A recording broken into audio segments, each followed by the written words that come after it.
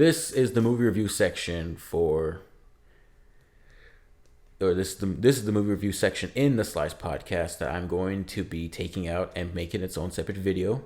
It will be in the Slice podcast, but it will also be its own separate video. So let's first talk about Pig, starring Nicolas Cage, directed by Michael Sarnowski. Now, I don't know a film from Michael Sarnowski, and from the looks of it, it is his directorial debut, and it's his feature-length directorial debut, and it's a pretty damn good directorial debut, if I can say so myself. What Pig is about is Nicolas Cage. I can't remember his name, Alex, I think, or his name doesn't matter.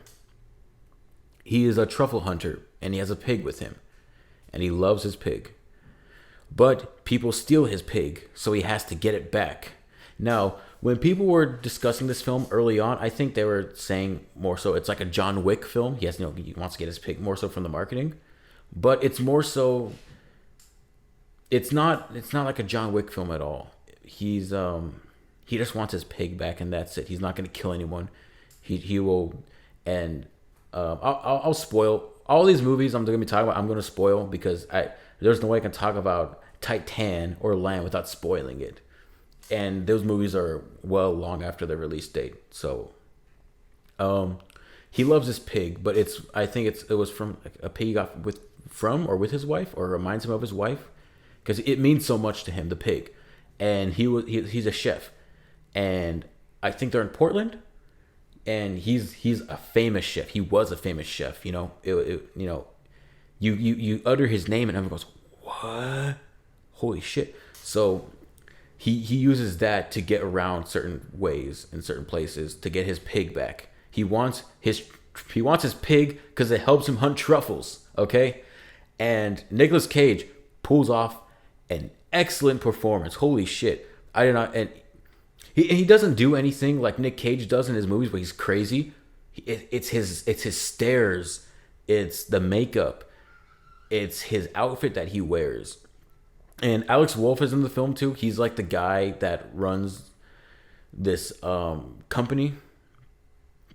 I would say, or he's more of a distributor of the truffles, because truffles are damn expensive. Okay. I really don't know the prices of them. I guess it depends, but truffles are expensive. So he travels with Alex Wolff's character because Alex Wolff may have mentioned to his dad about him having a pig to hunt for truffles. And so, and what's funny about this is that it's more, what I really liked about this film was that it looked really good. It looks excellent. It looks phenomenal. Everything is sharp, it's crisp, it's clear. I really like the directing, except the camera movement. There's a lot of shots where the camera moves around way too much, and it was really bothersome. I could make out what it was just because of how crisp and clear the image was, but because the camera movements, it was really distracting. There's a helicopter going by, god damn it. But like I said, I was able to make it out what the image was and what was going on, what the characters were doing. But it was really bothersome just because the camera was moving around way too much. I'm like, okay, can you stop moving, damn it, okay. I think the film had a low budget. Let me look it up real quick. Pig movie budget. I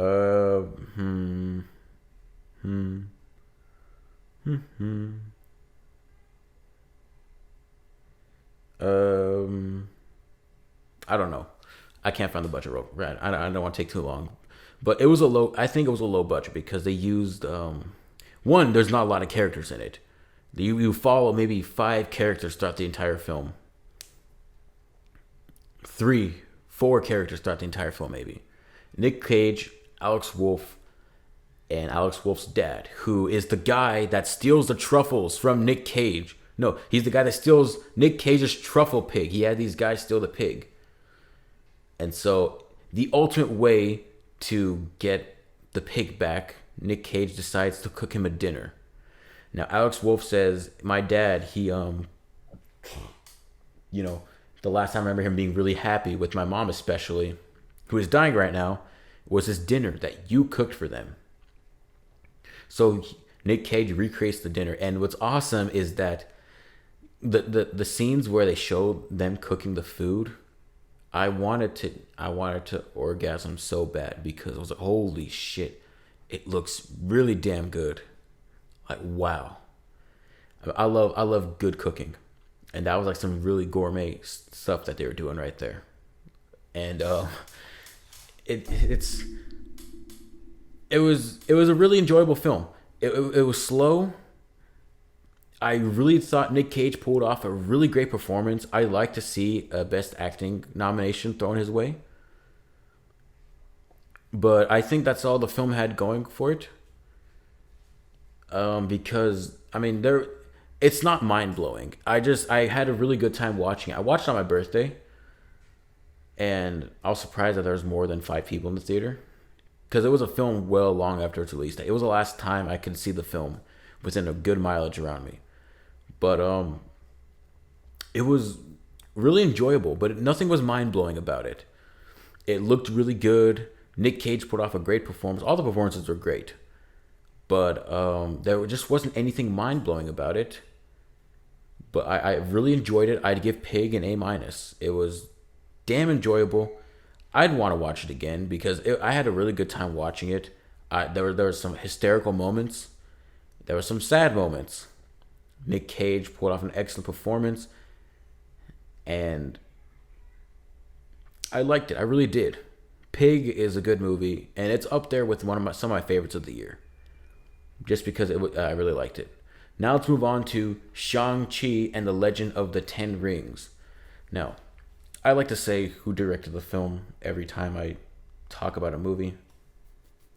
Shang-Chi and the Legend of the Ten Rings is directed by Destin Daniel Cretton, and I've never seen any of his films before. Nothing. Just Mercy. He directed that. I didn't see Just Mercy. It looked interesting. Oh, it was on HBO Max. I might give it a shot. I wanted to watch it. It looked good. But anyways, Shang-Chi and the Legend of the Ten Rings is about how Shang-Chi. This takes place after this is a new Marvel film, in case you're not aware. It takes place after Endgame. I want to say 6 months after Endgame, 10 months. And what happens is that Shang-Chi is living in America, San Francisco, I think, and his father wants to hunt him down because his father is the real Mandarin. Not the Mandarin from Iron Man 3. This is the real Mandarin, the guy who was overtaking continents and stuff in the past. And with the 10 rings, he can live forever. The 10 rings, just gives you cool powers. You can shoot energy out, and you can use it to deflect blasts and whatever. And so Shang-Chi has to track down his sister because his father's looking for her too. And the father really isn't much of a villain. He's just a guy who wants to get his wife back, but he does bad things to do so. And there's turmoil between the father and son because of the way the mother died and what the son did to it and how the father reacted from it to both of his children. And now what I want to say about this film is that everyone was saying that this is a new kind of superhero film. It's new action. It's a new kind of story to tell. And to some aspects, it is true, because the villain isn't really a villain. The villain is a guy with a goal. He just doesn't go about it the proper way to do so that hurts people. And I want to say the actor for the villain. He is an actor, well-known actor. Tony Leung Chi Wai, I think that's how you pronounce his name. He is in one of my other favorite films of all time, In the Mood for Love, and it's surprising they got him for this film. Wow. But anyways, I think the film looks good. I really like the costume design. The directing was pretty cool, but it's just the thing about this film that just made me think it was okay was not that it's okay. I like the film. I think it's a good movie. It's just that I think the third act is too much for the rest of the film. The film felt a tad bit too long because of the third act. It seems like we're following this story, and then a wrench gets thrown into the mix of things, and then we follow an entirely completely different thing that goes on. I'm thinking, okay, movie, you did a little too much. You did a little too much, movie, I think. But I thought is it Aquafina who's in the movie? Because this is another criticism I had with it. It is Aquafina. She plays a character named Katie, who is like best friends with Shang, and they could become like love interests. I didn't mind her at all in the movie. She was the character that has to get saved, and then she does something cool at the end. But she's also the comic relief of the movie. And there's points where I'm like, wow, that line worked, and that line was funny. And there's points where I'm like, okay, you didn't have to do that, but I know why you did it, because people laughed at it. I just personally didn't find it funny. And it seemed a little hashtag cringe, if I do say so myself, certain things. And it's weird because I don't remember a lot of the things in the movie, because it's been a while since I've seen it. But I remember, I know I liked it. I know I really liked this movie. And the action, I think, is the biggest aspect and the coolest aspect of this film, because the directing and the action scenes are really good. There's a lot of long takes where a lot of stuff is happening, and then where stuff is spliced in with CGI and real stuff. But you can tell a lot of cool stunts are happening, and it makes it a lot more believable, because it's not guy in iron suit fighting robot that's indestructible, or it's not God with a hammer fighting big alien guy. It's people fighting people, and a lot of it looks really damn good and convincing. But then at the end of the film, it's another CGI big fest. But I didn't hate that. I enjoyed what happened at the end. It's just that the way the story was brought upon wasn't so not believable, but it didn't flow as smoothly as I believed it to have, just because of how sudden the third act happened. But I thought the CGI was pretty good too. There's points where it didn't look so hot, where it looked just a tad bit fake. But I know I know there's the things that happen in the film. Of course, it's fake, but there's points where it looked like it could have been polished just a tad bit more. And a lot of stuff was happening in the third act with dragons fighting this big monster thing that's supposed to be like this demon thing that feeds off of people. It kills people, and it sucks their souls out to live. And there's a lot of stuff happening there, and I can make out what was going on. But then something happens with the rings and killing the dragon thing, or killing the demon thing and the dragon, where it sets off this it sets off like a beacon sort of thing. And then Wong, and this is the post-credit scene, when Wong comes out of nowhere. He's like, yo, I need to look at the rings. There's a beacon, and it's sending a message out, but let's monitor them and stuff. Okay, you're an Avenger basically now, I guess. And then you see Captain Marvel, who I guess she grew out her hair. And then you see Bruce Banner, who's not Smart Hulk anymore. He's not the Hulk. He's Bruce Banner regularly. So that raises the question of how he's able to do that. You see Travis from Iron Man 3, I think that's his name, who played the Mandalorian, the fake one. He's hysterical in the film. And he has this cool little monster thing that crawls around with him that escaped from the weird world that the mother of Shang-Chi is from. And she can do all this cool mystical stuff with like controlling the elements around her, whatever. And the way they integrated that into the fighting scenes were really well done. A lot of the stunts, great action stuff. I loved every action scene in the movie, basically. But there's just points where I was thinking, okay, that could have been done better, or it just wasn't fantastic. And I'm not saying I was expecting it to be fantastic. I was expecting to have fun, and I did. But it doesn't do anything mind-blowing or amazing. I'm giving Shang-Chi and the Legend of the Ten Rings a B-. It was good. I liked it. No, I'll give it a B. A B. It's Shang-Chi and a B. Now let's move on to the next film that I saw. Malignant, directed by James Wan. Yeah, James Wan. Now, this was one of the HBO Max in-theater, HBO Max release date things. I went to go see it in theaters. And I didn't watch a trailer. I knew nothing about it. I just knew it was a new James Wan horror film. And I like James Wan as a director because the way he moves the camera around, the way he composes his shots are very interesting and unique. He's one of the more visually interesting directors, to me at least, right now. He's the reason why I don't hate The Conjuring. I don't like The Conjuring. I thought it was boring and not scary. But everyone thought it was, this is one of the scariest movies around. No, you guys are dumb. The Conjuring, I don't think is that great of a movie. It's shot well. It's not scary, but it's shot well. There's some good performances in it, but I don't think it's that great of a movie. But Malignant, now, I really can't discuss Malignant without talking about spoilers because this movie is fucking nuts. Okay, so I'll explain the plot. So it's about this lady who is pregnant, abusive boyfriend kind of, who gets pissed off because she keeps trying to have babies, but they keep dying. They're stillborn. So he gets pissed off at her because she, wants to go back to work and stuff, and whatever. So he ended up like he ends up pushing her against the wall, and she hits her head against the wall. She starts bleeding. And the boyfriend's like, I'm sorry. But then someone breaks into the house and kills him. And the cops are thinking it's her that does it. Or it's her that did it. Because, no point of breaking, no forced entry we can spot. But then she starts seeing these visions of people getting killed. And they all have they're all connected somehow. And so the cops don't believe her. So, and it all relates to what we see in the beginning of the film where there's this doctor observing something, and holy shit, this thing broke out that we're talking about. We gotta kill it. So they do. But it's this entity that I'll explain a little bit about that's killing these people.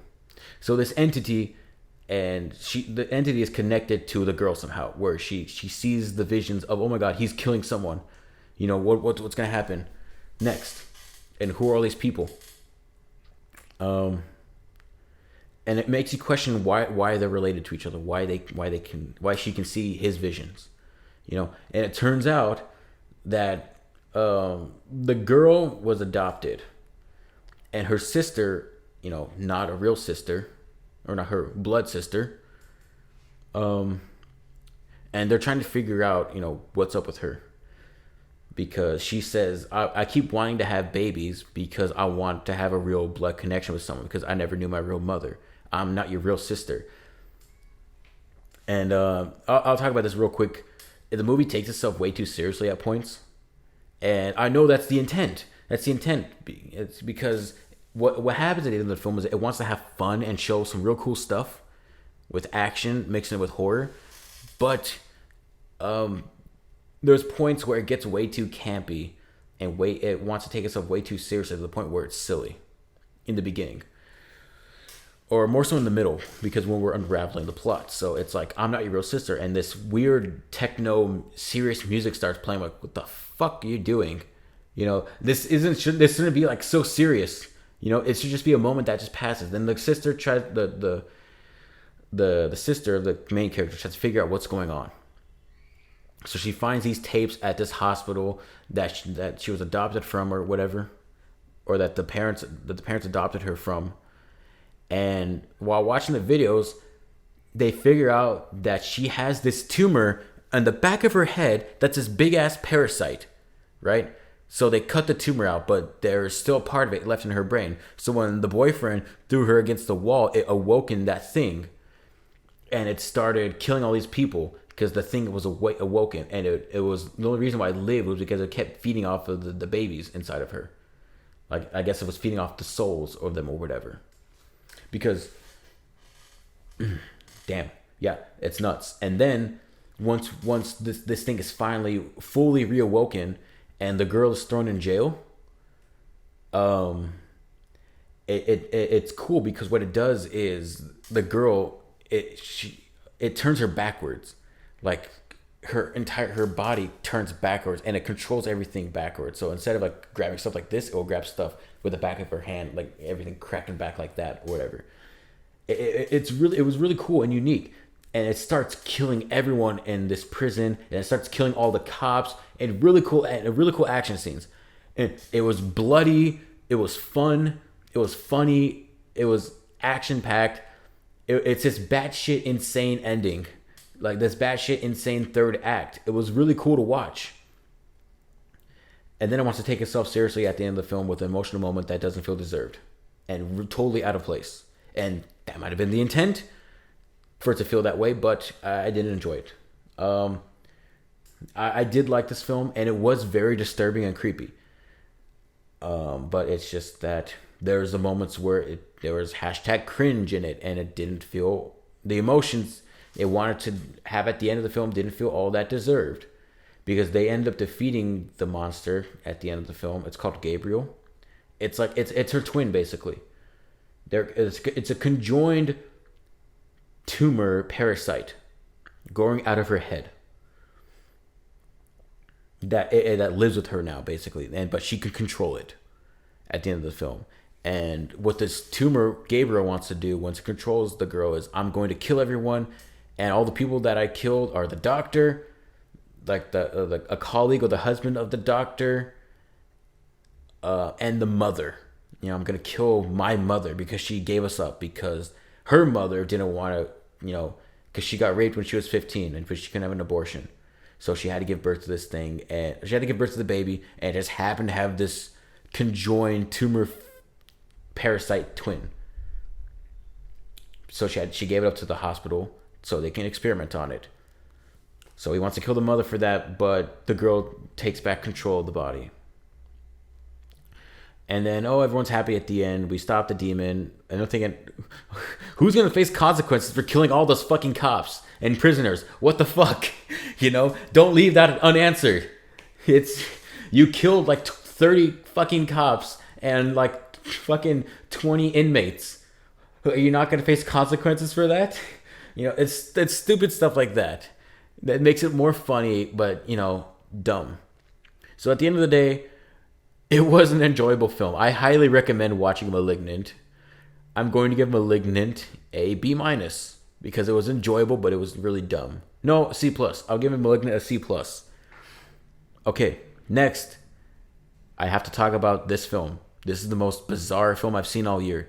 Titane.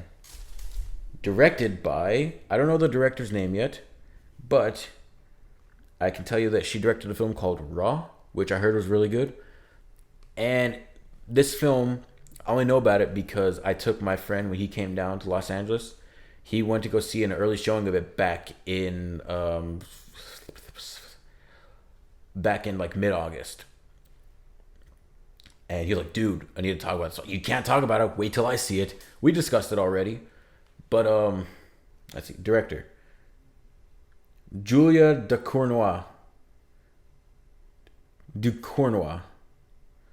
Anyways, this won the Palme d'Or at Cannes Film Festival, so that's why it's getting a lot of recognition. And the only thing I said when I walked out this film was, what the fuck did I just watch? So the plot of the film is this girl named Alexia. As a kid, she got in a car crash where she had to get like a metal plate implanted in her skull because she was being annoying, kicking her father's seat in the car. And he accidentally swerved out of the way when he turned back to scold her.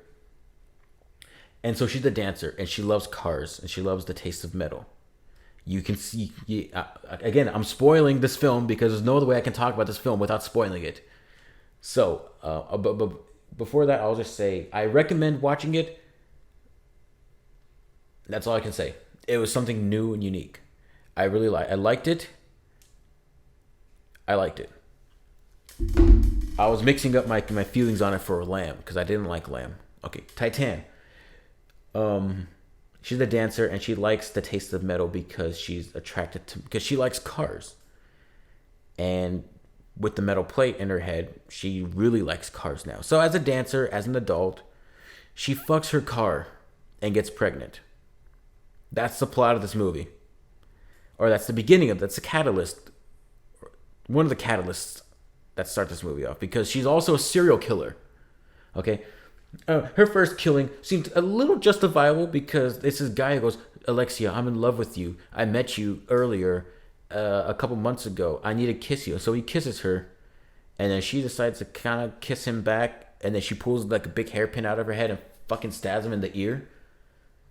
And the deaths in this film are very disturbing when she kills them, because it looks gross and disturbing the way their bodies move. She stabbed him right in the ear, and he started foaming out of his mouth, and he shook his body all weird. Like, oh fuck, shit. Okay, if that's what we're in for, we're in for this. This is gonna be fun, disturbing, weird.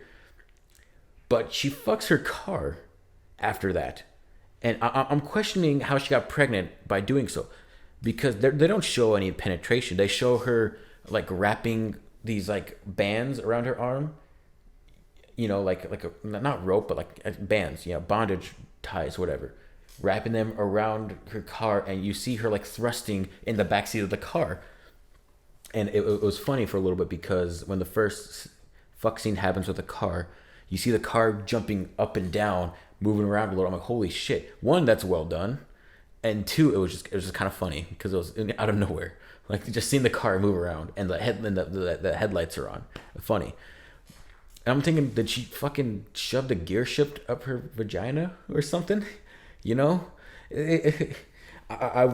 don't want to say I wanted to see it for the purpose of seeing that. I want to see it for an explanation as to how she got pregnant, because she gets pregnant, and okay, I gotta keep talking about this movie, the plot. So there's this new dancer who they find each other attractive. They're making out, and they're performing sexual acts on each other on a beach. But all she keeps doing is licking the metal, the nipple piercing she has, and she keeps pulling it because she likes metal. So when she figures out that she's pregnant and she goes to the girl's house, she lives in like this house with other people. She kills her, kills another person in the house, and then kills another person in the house. And she kills like 4 people in the house, and they're all done in very grotesque, disturbing ways. My favorite one being she got a stool, I think, and she jammed it into some dude's jaw and kept pounding it down, and you see his jaw just open and just blood spilling out with the stool just right there. I'm like, holy fuck. And you could do still breathing, I think. What the fuck? Then she kills other people just because they saw her. And she's on the run, but she needs to leave. She needs to get out of there. She's on the run. Okay, so Alexia, she's on the run now because she's a serial killer. Okay, and she ends up locking her parents in their room and burning the house down because she's insane as fuck. Okay, so early in the film you see that there's a Early in the film you see that there's a missing person that's been gone for like fucking 10 years or something. And so Alexia, when she's at an airport, decides, or she's at a train station. She's like, oh, I see. Because at first I'm thinking, what's the point of showing these missing people? They show a white boy and they show a black girl. She decides to disguise herself as this boy. And I'm like, okay, that's a really smart thing to show. More so the black girl, because she can't look like a black girl. Come on. Because she's not a black girl. Also, this is a French foreign film, so that's why this film's kind of fucked. So, she ends up, and this is probably my favorite scene in the film. She's in the bathroom, and she has to make herself look like this. So she tapes down, she gets like medical tape. It's like that brown tape sort of thing that you like a bandage you wrap around arms or something. Wrap around whatever. So she tapes down her boobs, and then her stomach starts bulging out a little because she's getting pregnant. So she has to pressure that down, and when that happens, that's like some of the most disturbing parts of the film. Because what the fuck are you doing, And then she cuts her hair off, and then she has to figure out how to make her nose look big like the dude's nose in the picture. And so she's just trying to punch herself and jam herself down on the sink to break her nose to make it look bigger like the dude's nose in the pictures of like, oh, what he'd look like now, because he's been gone for so long. We're aging it out. And I really like the editing of this film. It was really disturbing because she kept going back to trying to do it and then taping her stomach up and whatnot, because it all looked really disturbing. And it looked like it hurt a lot. It looked so real and convincing. So she ends up going to the airport, the police station. Hey, I'm this person that's been missing. The father comes in and he goes, "Yep, that's my son. We don't need to do any tests. That's my son." And he's a firefighter, so he takes her in, Alexia, in to be a firefighter that works with him. And she doesn't want to talk. One, because she doesn't want to reveal that she's a chick. And two, it plays into the whole traumatized aspect. But she has to kind of sneak around him, like, hey, don't look at me while I'm naked. One, because you're my father, and two, because I'm a girl. And if you see this, the whole ruse is up. And I'm gonna say this: this is more of a firefighting movie than The King of Staten Island was, and this is where the film kind of dips for me. So very interesting, unique first half. She's a serial killer. She's on the run, and she gets pregnant by fucking a car. Second half, it's more so about being with the firefighter dad, and it does play into the third act with this sort of bittersweet ending, but it was kind of uneventful for the most part. And I'm not saying I didn't enjoy it. It's just that it wasn't as interesting as the initial setup for the film. And the most interesting part is that she fucked a car and got pregnant. We don't cut back to it so much, and it raises questions because her stomach starts tearing and you see metal underneath it. So I'm trying to figure out, how does she keep collapsing her stomach, taping this down, and then it keeps reappearing back out, because you see that there's metal underneath her stomach now. And she does it for a while, but it happens so rapidly, that her pregnancy. And then she starts leaking oil out of her tits. And like, what the fuck is going on? It's really weird, but it was unique and interesting, and I liked it. And it's disturbing. It was really disturbing. And they do firefighter stuff for a little bit. And the father character is important too, because he's alone. He's divorced from his wife. He's alone. And the fact that his son is back is very important to him. And it also reminds him of his age. He's old. He's taking these steroids because he needs to, he wants to still do his job, and he wants to be alive and feel alive. And it's frustrating because he's getting old and weak. But having his son back is very important to him. So it's that bittersweet aspect later on. And there's really sweet moments in the film. And I think the film looks gorgeous. This film looks fucking phenomenal, okay? This film it looks amazing. There's not a single thing about the looks of this film that are wrong or that don't look good. And there's a couple soundtrack pieces that play that are really, really cool. And there's some really enjoyable scenes. Like they're dancing at some place, and he's dancing with Alexia. I think at this point he's still convinced that she's the son, and he's lifting her up. They're going around, they're having fun. But there's this person in the firefighting team that goes, "That's not your son. It's this serial killer." He goes, "Don't you ever say anything about my son ever again." But then he sees her and he goes, "I know you're not my son, but okay." And then her tits flop out, and he goes, "Okay." And he knows that Alexia isn't his son, but at one point they're at like oh shit, the battery's gonna die. Okay, I'll keep talking. So at one point he's convinced, or she's dancing, everyone's dancing, having fun, but she starts dancing on top of the fire truck in her dancing moves. And then he sees it and he goes, "Oh my God, I'm going to burn myself now with alcohol and light myself on fire while I'm laying in bed." Alexia then comes in because the pregnancy is really bad, and then she ends up giving birth. And then she ends up dying while giving birth. And you see the baby, and the baby is part metal. Like, you see its spine coming out of its back, and it's part metal. And now he has like a son to take care of. And it's that really bittersweet aspect of the film that I was mentioning earlier. But all in all, I thought Titane was interesting. It was unique. It looked beautiful. And I look back, at first I didn't like it as much, but now looking back on it more, I really do like it. It's that second act that kind of, and the fact that the pregnancy aspect isn't touched on at some points later on. It doesn't seem as important because of the new father aspect. But I thought this film was really good and enjoyable. I highly recommend watching it. I'm giving Titane an A minus. Now, if I have enough time, let's talk about Lamb. Lamb is the new A24 film. God damn it. A24, the people who brought you Midsummer. Now, A24, Lamb. Lamb is directed by Valdemar Johansson. Let's see. This looks like his feature-length debut.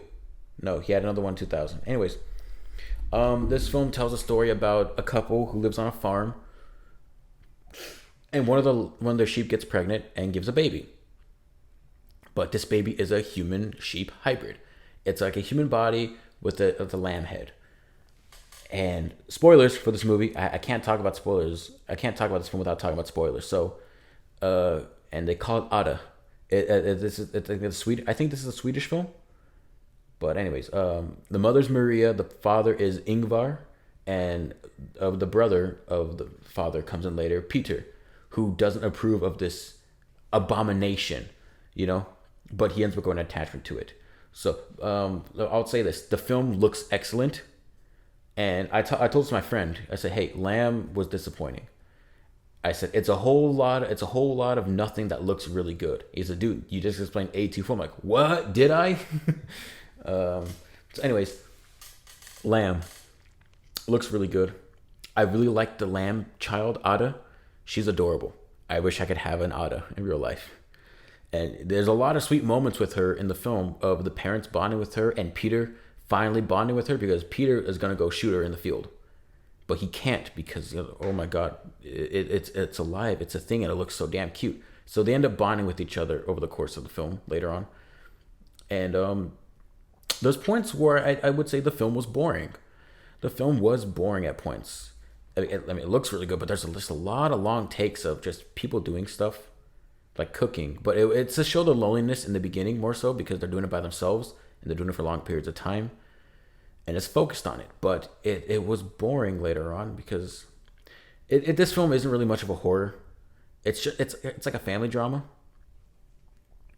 and there really isn't much to talk about because I thought there'd be more to talk about. I thought because in the beginning of the film, there's this thing walking through that scares horses and goes into the house, the barn where the sheep are, and I guess it fucks. Well, in the beginning, you don't think about it much, but it fucks the lamb, and then it gives birth to this human-lamb hybrid. The lamb then wants to see its child, but the mother is like, "No, it's my baby." So she takes it out and shoots it and buries it. Peter sees it and he goes, "Hey, does Ada know you killed her mother?"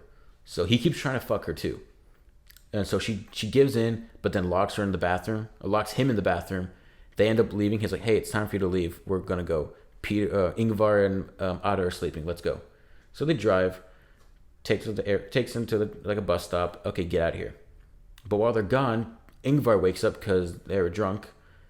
And earlier in that day, Ada saw something that killed the dog. They have a dog, but Ada saw something and it killed the dog. So Ingvar and Ada go to fix the tractor because Ada and Peter went to go fishing. They bonded with each other, but the tractor broke down. So they go fix it, and you hear gunshots. And Maria comes back. She goes, "Oh my God, what happened?" Peter got shot. By what? By a lamb-human hybrid.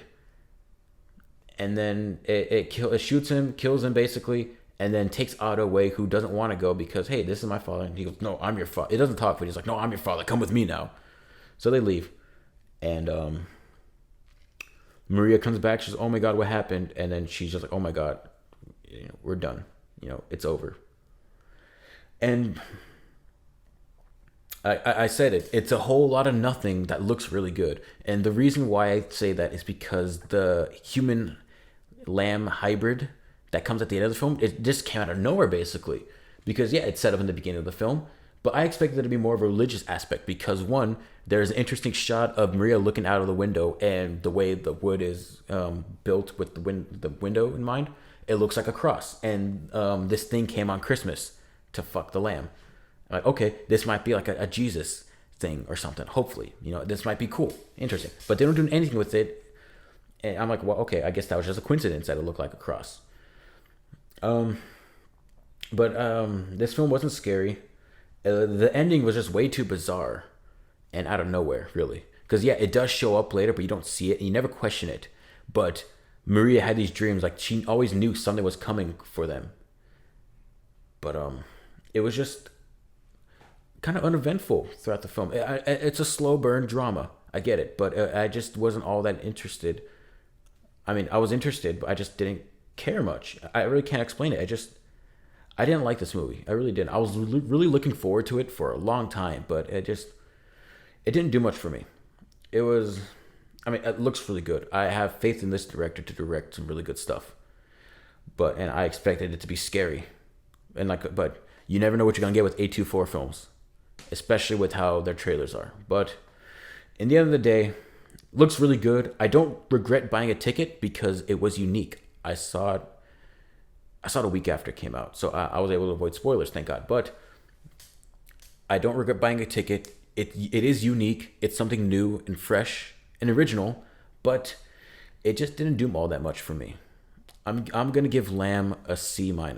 It's it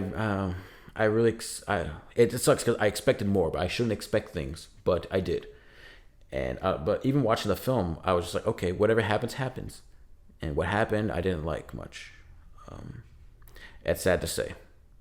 It really is. So anyways, that is the end of the Slice Podcast episode 14. 15? Episode 15. Okay, so, talked for a long time. Looks like an hour and a half. Close to an hour 40. Close enough. So anyways, thanks for watching this video. Subscribe if you haven't. If you want to, anyways, like this video if you want to. Share with a friend if you think they might be interested in these talking points. And I'll be back with more enjoyable content like this. And bye.